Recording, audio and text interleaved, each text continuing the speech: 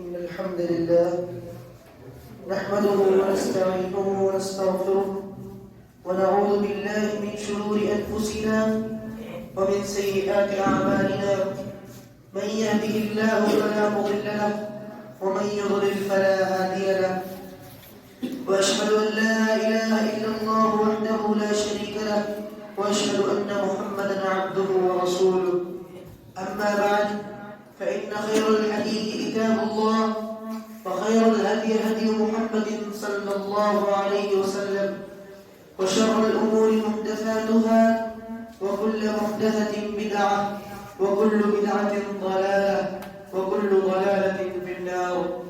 فأعوذ بالله من السميع العليم من الشيطان الرجيم. بسم الله الرحمن الرحيم. يا أيها الناس اتقوا ربكم الذي خلقكم من نفس واحدة وخلق منها زوجها وبث منهما رجالا كثيرا ونساء واتقوا الله الذي تساءلون به والأرحام إن الله كان عليكم رقيبا. يا أيها الذين آمنوا اتقوا الله حق تقاته ولا تموتن إلا وأنتم مسلمون.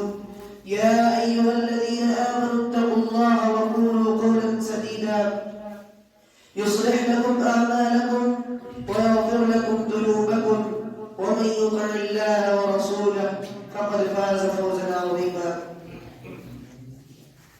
سامعین کرام، میرے دینی ملی بھائیوں اور پردہ نشین ماں اور بہنوں، پچھلے جمعے کے خطبے میں میں نے رمضان المبارک کے چند خصوصیات بیان کیے تھے، اور انشاءاللہ آج کے اس خطبے میں میں رمضان المبارک میں چند خصوصی اعمال بیان کرنے کی کوشش کروں گا. اللہ تعالیٰ سے دعا ہے کہ اللہ تعالیٰ ہم سبوں کو غور سے سننے اور اس پر عمل کرنے کی توفیق عطا فرمائے. آمین. سامعین کرام، اس مہینے کا ایک خاص عمل روزہ ہے. اللہ تبارک و تعالیٰ نے قرآن مجید میں ارشاد فرمایا، یا ایھا الذین آمنوا کتب علیکم الصیام کما کتب علی الذین من قبلکم لعلکم تتقون. اے ایمان والو، تم پر روزے فرض کیے گئے ہیں ویسے ہی جیسے کہ تم سے پہلے لوگوں پر فرض کیے گئے تھے، تاکہ تم اللہ تبارک و تعالیٰ کا تقوی اختیار کر لو. اور دوسری جگہ اللہ تبارک و تعالیٰ نے ارشاد فرمایا، فَمَنْ شَهِدَ مِنْكُمُ الشَّهْرَ فَلْيَصُمْ. بس جو شخص تم میں سے اس مہینے کو پائے تو وہ اس مہینے میں روزہ رکھے. اور رسول اللہ صلی اللہ علیہ وسلم نے ماہ رمضان المبارک کے روزے کو اسلام کے ارکان خمسہ میں سے ایک رکن قرار دیا ہے، جیسا کہ آپ صلی اللہ علیہ وسلم کا ارشاد ہے، بنی الاسلام علی خمس شہادت ان لا الہ الا اللہ وان محمد عبدہ ورسولہ اقام الصلاۃ ایتاء الزکاۃ حج بیت اللہ وصوم رمضان. اسلام کی بنیاد 5 چیزوں پر ہے. اس بات کی گواہی دینا کہ اللہ تبارک و تعالیٰ کے علاوہ کوئی معبود برحق نہیں، اور رسول اللہ صلی اللہ علیہ وسلم اللہ کے بندے اور اس کے رسول ہیں. نماز کو قائم کرنا، زکوٰۃ کا ادا کرنا، حج بیت اللہ کرنا اور رمضان المبارک کے روزے رکھنا. ان دلائل سے ثابت ہوا کہ رمضان المبارک کے روزے ہر مکلف مسلمان پر فرض اور واجب ہے. ہاں، مریض اور مسافر، اللہ تعالی نے مریض اور مسافر کو رخصت دی ہے کہ وہ رمضان کے جن دنوں میں بسبب مرض یا بسبب سفر روزے نہ رکھ سکے تو وہ باقی دنوں میں، اگلے دنوں میں اس کو قضا کر لے. جیسا کہ اللہ تعالیٰ کا فرمان ہے، فَمَنْ كَانَ مِنْكُمْ مَرِيضًا أَوْ عَلَى سَفَرٍ فَعِدَّةٌ مِّنْ أَيَّامٍ أُخَرَ.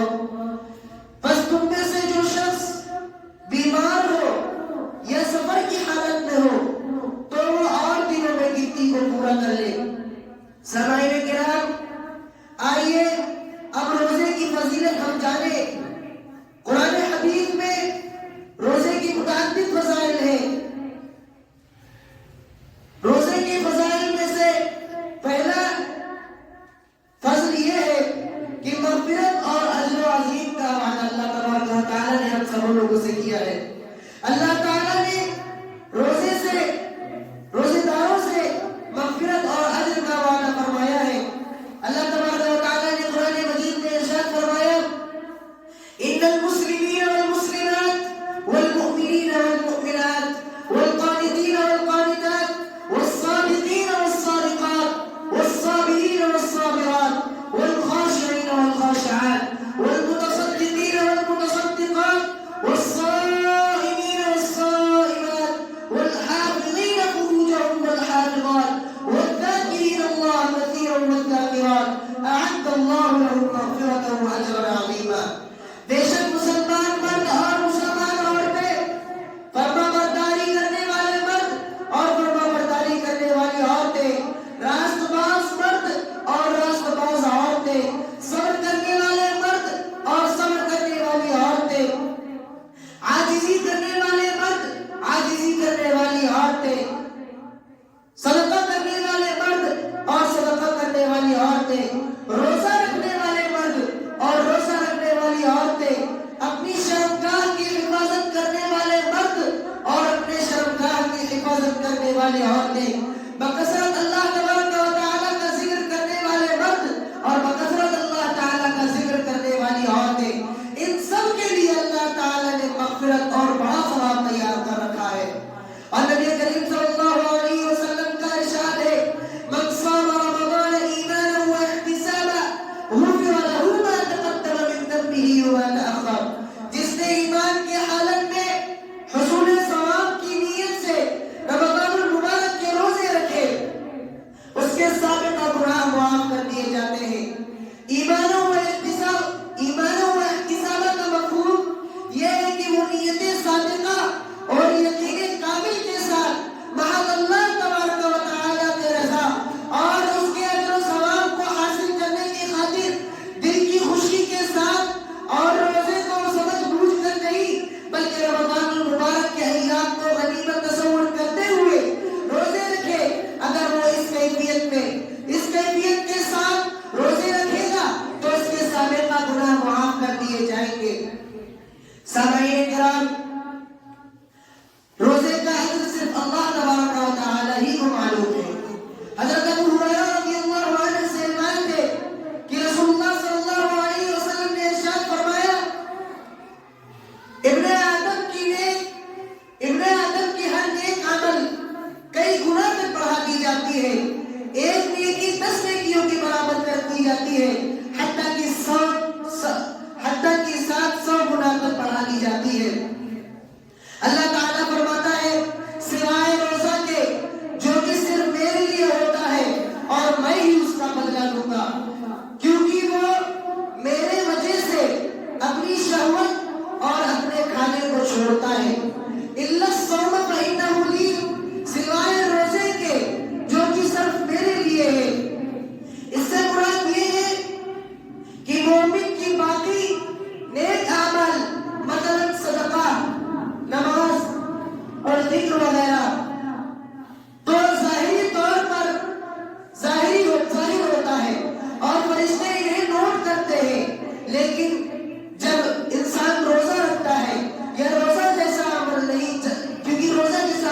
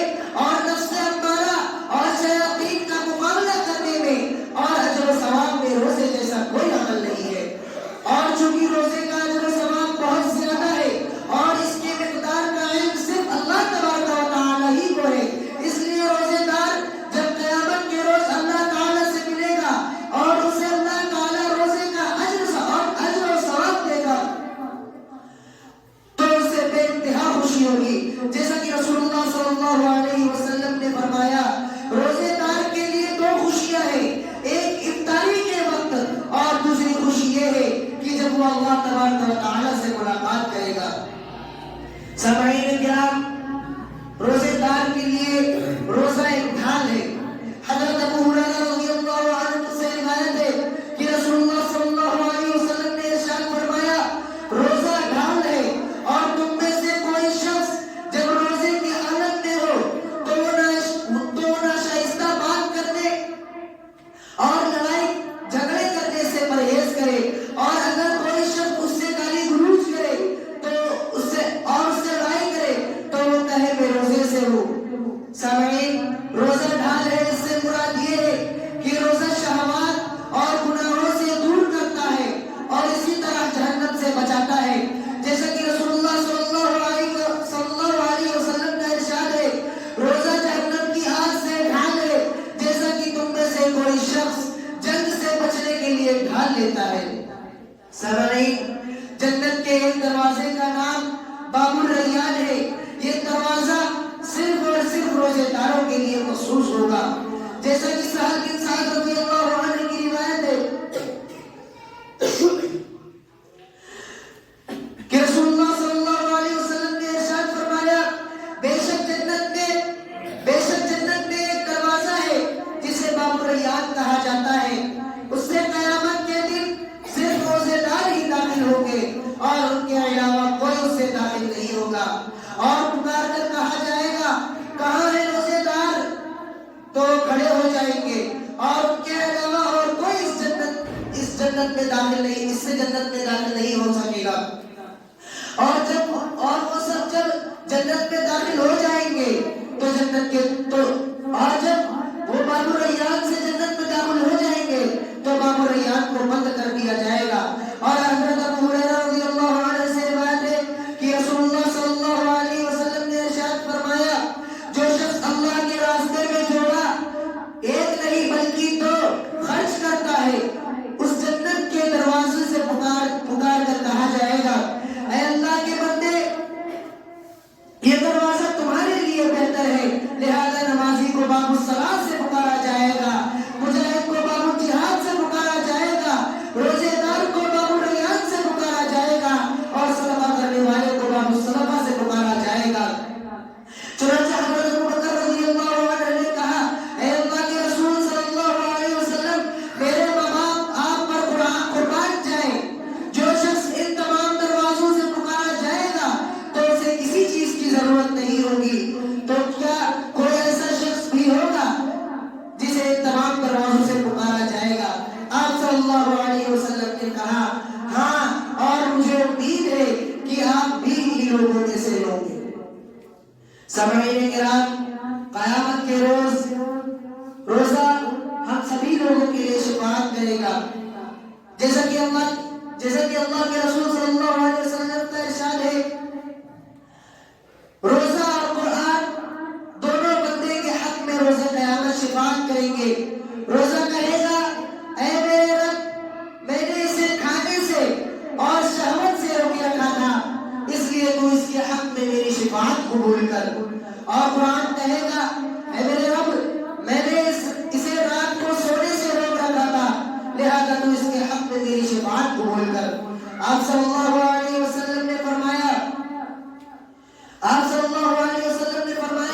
چنانچہ ان دونوں کی شفاعت قبول کر لی جائے گی۔ سامعین، روزے دار کے منہ کی بو اللہ تعالیٰ کے نزدیک کستوری سے بھی زیادہ اور خوشبودار ہے۔ جی ہاں، روزے دار کے منہ کی بو اللہ کے نزدیک کستوری سے بھی زیادہ اچھی ہے، جیسا کہ رسول اللہ صلی اللہ علیہ وسلم کا ارشاد گرامی ہے،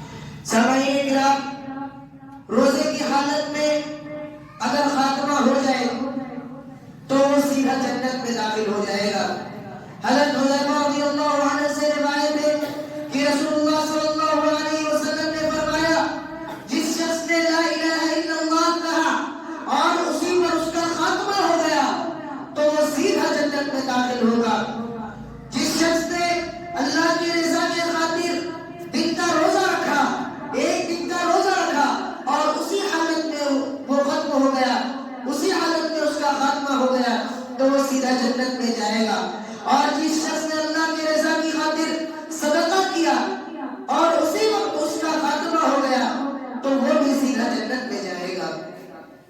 روزہ جنت میں لے جانے والے اعمال میں سے ایک عمل ہے۔ حضرت ابو ہریرہ رضی اللہ عنہ سے روایت ہے کہ ایک دیہاتی رسول اللہ صلی اللہ علیہ وسلم کی خدمت میں حاضر ہوا اور اس نے کہا، اے اللہ کے رسول صلی اللہ علیہ وسلم، کوئی مجھے ایسی چیز بتائے جس پر میں عمل کروں اور میں جنت میں داخل ہو جاؤں۔ تو رسول اللہ صلی اللہ علیہ وسلم نے ارشاد فرمایا، تو اللہ تبارک و تعالی کی عبادت کر، اس کے ساتھ کسی کو شریک مت ٹھہرا، فرض نمازوں کو قائم کر، فرض زکات کو ادا کر اور رمضان کے روزے رکھ۔ یہ سن کر دیہاتی نے کہا، اس ذات کی قسم جس کے ہاتھ میں میری جان ہے، میں ہمیشہ نہ اس سے زیادہ کروں گا اور نہ اس سے کم کروں گا۔ پھر جب وہ چلا گیا تو رسول اللہ صلی اللہ علیہ وسلم نے فرمایا، جو آدمی اہل جنت میں سے کسی شخص کو دیکھنا چاہتا ہے وہ اس شخص کو دیکھ لے۔ سامعین کرام، روزہ خوروں کا انجام کیا رہے گا؟ ماہ رمضان المبارک کی خصوصیات اور روزے کے فضائل سماعت کرنے کے بعد آئیے اب ہم یہ بھی جان لیں کہ رمضان المبارک میں بغیر عذر شرعی روزے نہ رکھنا کتنا بڑا گناہ ہے اور اس کا کیا سزا ہے۔ حضرت ابو امامہ الباہلی رضی اللہ عنہ بیان کرتے ہیں کہ میں نے رسول اللہ صلی اللہ علیہ وسلم کو فرماتے ہوئے سنا، میں سویا ہوا تھا کہ خواب میں میرے پاس دو آدمی آئے جنہوں نے میرے بازوؤں کو پکڑ کر مجھے اٹھایا اور ایک دشوار چڑھائی والے پہاڑ تک لے جا کر مجھے اس پر چڑھنے کے لیے کہا۔ میں نے کہا میں اس پر نہیں چڑھ سکتا۔ انہوں نے کہا ہم اسے آپ کے لیے آسان کر بنا دیں گے۔ چنانچہ میں نے اس پر چڑھنا شروع کیا حتیٰ کہ پہاڑ کی چوٹی تک پہنچ گیا تو میں نے وہاں چیخنے اور چلانے کی آوازیں سنی۔ میں نے دریافت کیا یہ چیخ اور پکار کس کی ہے، یہ چیخ اور پکار کیسی ہے؟ انہوں نے جواب دیا کہ یہ جہنمیوں کی آہ و بکا کا شور ہے۔ پھر مجھے اس سے آگے لے جایا گیا جہاں میں نے کچھ لوگوں کو الٹا لٹکے ہوئے دیکھا جن کی باتیں چیر دی ہوئی تھی، چیر دی گئی تھی اور ان سے خون بہ رہا تھا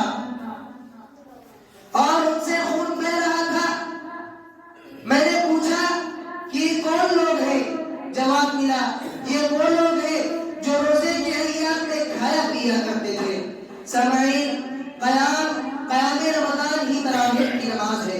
رمضان المبارک کے خصوصی اعمال جن کی اس مہینے میں زیادہ تاکید کی گئی ہے، ان میں سے ایک عمل قیام رمضان ہے، یعنی نماز تراویح۔